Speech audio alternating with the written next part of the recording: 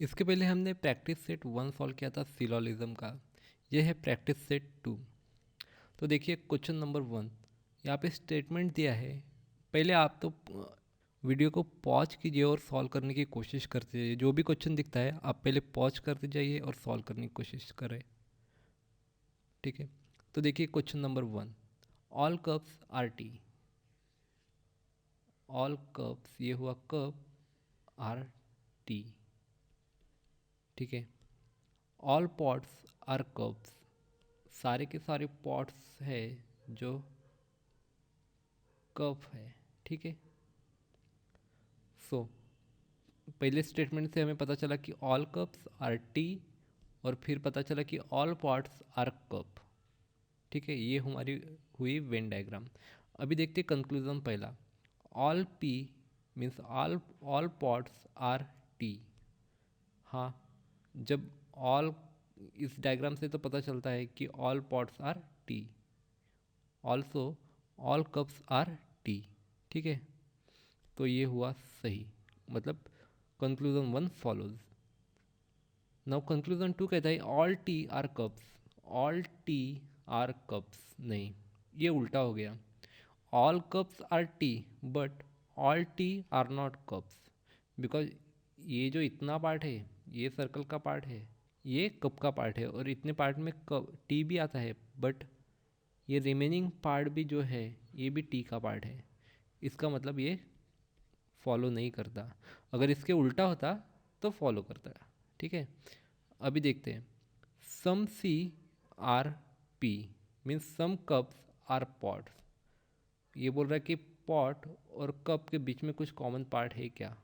हाँ है, it does follow. यहाँ पे दिया हुआ है कि ये इतना जो पार्ट है ये कॉमन है कप और पॉट के बीच में, राइट? तो कंक्लूजन 3 फॉलोज। अभी कंक्लूजन 4 देखें, सम टी आर पॉट। ये बोल रहा है कि टी का कुछ पार्ट पॉट के साथ अटैच है। टी का कुछ पार्ट, टी का कौन सा पार्ट हुआ पहले? टी का डायमीटर हुआ ये सब हुआ टी का डायमीटर, राइट? इसका कुछ पार्ट पी के साथ अटैच है करके बोल रहा है, तो है इतना जो पार्ट है ये पी का पार्ट टी के साथ अटैच ही है, तो मतलब ये भी सही हुआ। तो इस क्वेश्चन का आंसर आएगा conclusion 1, 3 and 4 does follows, right? Conclusion 1, 3 और 4 फॉलो करते हैं। अभी देखते हैं नेक्स्ट क्वेश्चन। ये बोल रहा है कि all bats are flies. All bats are flies, और फिर बोलता है कि ऑल रैट्स आर बैट्स। सारे के सारे जो रैट हैं वो क्या है? बैट के साथ बैट है। ठीक है, ये हुई हमारी वेन डायग्राम। अभी देखते हैं conclusion 1, all flies are rat. All flies are rat, ये गलत हुआ, क्योंकि ऑल रैट्स आर फ्लाइज ये हो सकता है, पर ऑल फ्लाइज आर रैट ये नहीं हो सकता, क्योंकि ये जो बाकी का रिमेनिंग पार्ट है ये सब, या फिर ये बचा हुआ पार्ट, ये रैट में नहीं आता। ठीक है, अभी सेकंड देखते हैं, ऑल बैट्स आर रैट। सारे के सारे बैट रैट है, ऐसे कंक्लूजन 2 बोल रहा है, पर ये बिल्कुल गलत है, क्योंकि सारे के सारे रैट बैट है, पर सारे के सारे बैट रैट नहीं है। ठीक है, तो ये हुआ गलत। अभी देखते हैं third conclusion, all rats are flies. हाँ, ये सही हुआ, बराबर है। ऑल रैट्स मतलब ये सारा पार्ट फ्लाइज में आता है, हाँ आता है, तो ये सही हुआ। अभी ये सम नॉट यहाँ पे दिया है, देखिए सम नॉट मतलब निगेटिव केस।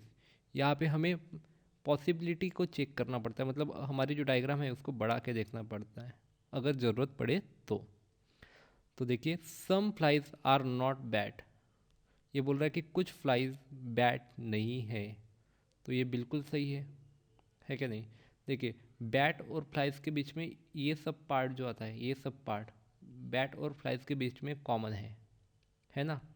बट ये जो पार्ट है, ये बचा हुआ पार्ट, ये बैट और फ्लाइज के बीच में कॉमन नहीं है। तो यही तो ये बोल रहा है कि सम फ्लाइज आर नॉट बैट। तो ये बिल्कुल सही है। इसका मतलब कंक्लूजन 3 and 4 फॉलोज, राइट। अब देखिए next question, some dogs are cats. ये हुआ डॉग, ये हुआ कैट। फिर बोलता है नो कैट इज काऊ।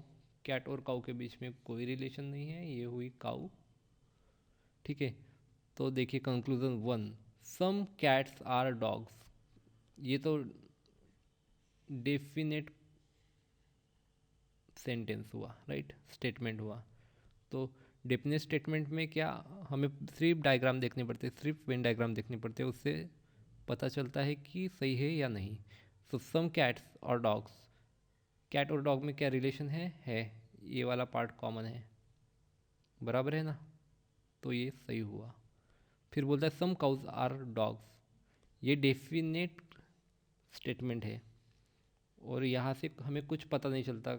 यहाँ से पता चलता है कि इन दोनों में कोई रिलेशन ही नहीं है, इन दोनों के सर्कल एक दूसरे को अटैच ही नहीं है, बराबर है। तो इसका मतलब ये गलत है, इट डज नॉट फॉलोज। अभी देखिए नो डॉग इज काऊ, ये निगेटिव स्टेटमेंट हुआ, और यहाँ पे हमें पॉसिबिलिटी चेक करनी पड़ती है, मतलब हमारे सर्कल को बढ़ा के देखना पड़ता है। नो डॉग इज काऊ, तो हम इस सर्कल को बढ़ा के देखेंगे। डॉग और काऊ के बीच में रिलेशन हो सकता है, ये गारंटेड नहीं है कि नहीं होगा, हो भी सकता है और नहीं भी हो सकता। तो इसका मतलब ये हुआ गलत, राइट। अभी देखते फोर्थ, यहाँ पे देखिए सम नॉट, मतलब निगेटिव केस आई, नो, नॉट, ये हुई निगेटिव केसेस। और पॉसिबिलिटी में दिया हो रहता है पॉसिबिलिटी, ये वर्ड। इन तीनों केसेस में आपको अपने सर्कल को इस तरह से बढ़ा के देखना पड़ता है, मतलब पॉसिबिलिटी चेक करनी पड़ती है, ठीक है। तो अब देखते हैं some cats are not dogs. Cat का कुछ पार्ट डॉग के साथ अटैच नहीं है, ये ऐसे बोल रहा है कि some cats are not dogs. अब आप बताइए ये सही होगा या गलत होगा। क्या हम डॉग को ऐसे बढ़ा के रख सकते हैं, ऐसे ऐसी डायग्राम हो सकती है क्या डॉग की, मतलब सारे के सारे कैट डॉग है, ऐसा हो सकता है क्या, या फिर सारे के सारे डॉग कैट है, ऐसा हो सकता है क्या। सो ये पॉसिबल है भी और नहीं भी, बराबर है। तो मतलब इसका मतलब हो गया कि फोर्थ डज नॉट फॉलोज। तो इसका आंसर आएगा only conclusion 1 does follows, right. अब देखते हैं स्टेटमेंट नंबर, अब ये स्टेटमेंट देखिए, all spoons are balls, all ears are B, ठीक है।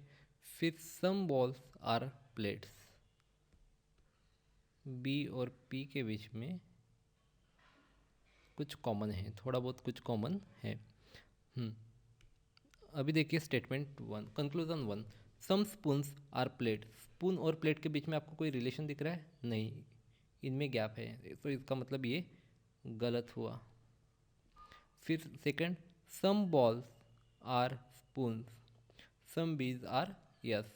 बी और यस के बीच में क्या कुछ कॉमन है, हाँ, ये सब पार्ट जो है ये बी और यस के बीच में कॉमन है, तो इसका मतलब सही हुआ। अभी some plates are spoons, some plates are spoons, plate और यस के बीच में, मतलब पी और यस के बीच में कोई कॉमन है, नहीं, मतलब ये गलत हुआ। देखिए पहला और तीसरे में प्रेडिकेट और सब्जेक्ट एक्सचेंज हुए, मतलब इसका सब्जेक्ट इसका प्रेडिकेट हुआ, और इसका जो सब्जेक्ट है इसका प्रेडिकेट हुआ। तो पहला अगर गलत है तो दूसरा भी गलत ही होगा, बराबर है ना। फिर चौथा देखिए, ऑल बॉल आर स्पून, सभी बी पी है क्या? नहीं, सभी बी पी नहीं है। उनमें कुछ पार्ट कॉमन है पर सभी के सभी पी नहीं है, मतलब ये गलत हुआ। ठीक है, इसका आंसर आएगा ओनली कंक्लूजन टू फॉलोज।